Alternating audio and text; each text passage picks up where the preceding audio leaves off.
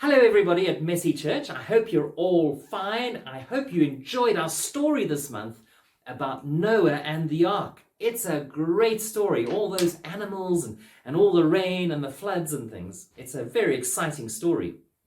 It's also a good story for us to be reading at the moment, because just as we've been through a terrible disaster for the last year that's affected the whole world, the story of Noah teaches us that this is not the first time that there's been a disaster which has affected the whole world, because Noah's flood also affected everybody. It's also a good story because just as we've been in lockdown and had to do homeschooling and be at home for it seems forever, Noah and his family were also locked down, if you think about it, on the ark. Now, I wonder from the story if you can tell me, how long do you think Noah and his family were locked down in the ark? How long was it?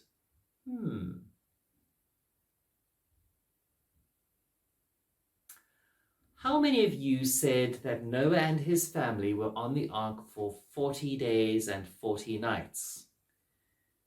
Anyone? Well, no, it was much, much longer. What you're thinking of is the rain. It rained and poured for 40 days and 40 nights, but they were on the ark for a lot longer. To work out exactly how long, we have to do a little bit of maths, and we have to go and read the story in the Bible. You can find the story in Genesis chapter 7 and Genesis chapter 8. So let's begin. The Bible says that from the moment that Noah went onto the ark until it started raining, there was a bit of time. There was 7 days. When they go onto the ark, God says to them, I will make it rain in 7 days' time. So from the time they went onto the ark until it started to rain, they were there for 7 days. You with me so far? Right. Then, you're quite correct, it rained. The rain lasted, we're told in the story, for a whole 40 days and 40 nights. So that takes us, if you add that and that, 47. Right. Then it goes on. In Genesis chapter 7, verse 24, we're told that from the time it started raining until the time that the ark came to rest on a mountaintop was 150 days. So until the ark came to rest was 150 days, but that's 150 days from there, see? So if you add those together, we get 157 days so far that they've been on the ark.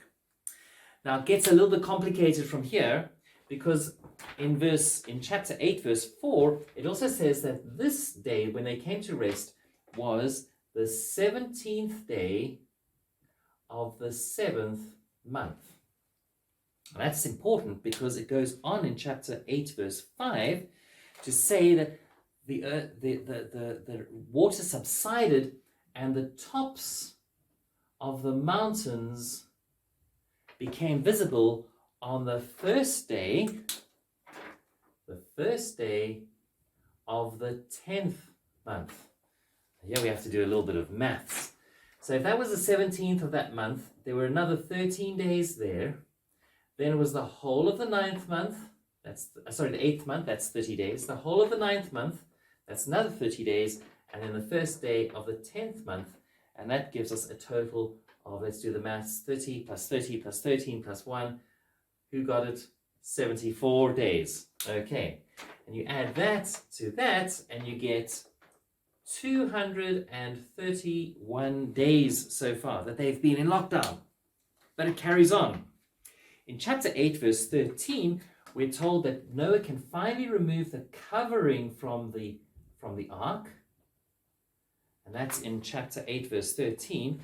And we're told he can do so on the first day of the first month of the next year. And there are 12 months in a year. So let's work this out. It's the last 29 days of that month. That's the 10th month. Then the 11th month is another 30 days. The 12th month is another 30 days. And then the first month of this year, that gives us another 90 days. How good's your maths? That plus 90 gives us 321 days. But it's not over yet. Because even after the covering is taken on, they only leave the ark, we're told in chapter 8, verse 14, on the 27th day of the second month.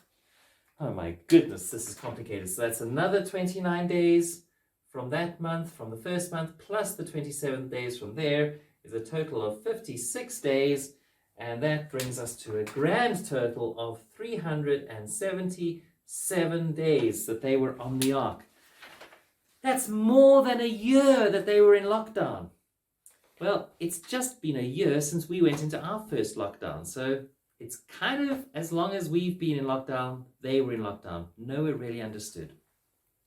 But here's where the story gets interesting, because at the end of all this time of lockdown, God did something for Noah and Noah did something for God. God put this beautiful rainbow in the sky as a promise to Noah to say that when disasters happen, I will look after you. And this kind of disaster that wipes out the whole world will never happen again. They'll never flood the whole world again. So God will protect Noah and all of us who come after him. And then what Noah did was he built an altar, which is like a pile of stones, a stone cairn he built in honor of God, to thank God for God's protection. So why don't you come with me, because we've done something similar down at the church. Come take a look. Just as Noah and his family built an altar to thank God for looking after them while they were in lockdown on the ark and while the flood waters were raging around them, in the same way, we've decided to build this small cairn here outside the church. And here we're placing stones down, sometimes to remember people who have died, sometimes to thank God for taking care of us while we've been in lockdown and while the world has been in the storm of coronavirus pandemic. Also to give thanks to God for his love and care for the whole world, and to remember that just as Noah had that beautiful sign of the rainbow in the sky to remind him that God would always care for them, so God has remained faithful even to us and has brought us through this difficult time as well. So I hope that the Noah story has helped you to think about that, and I wish you well until we see you again next month.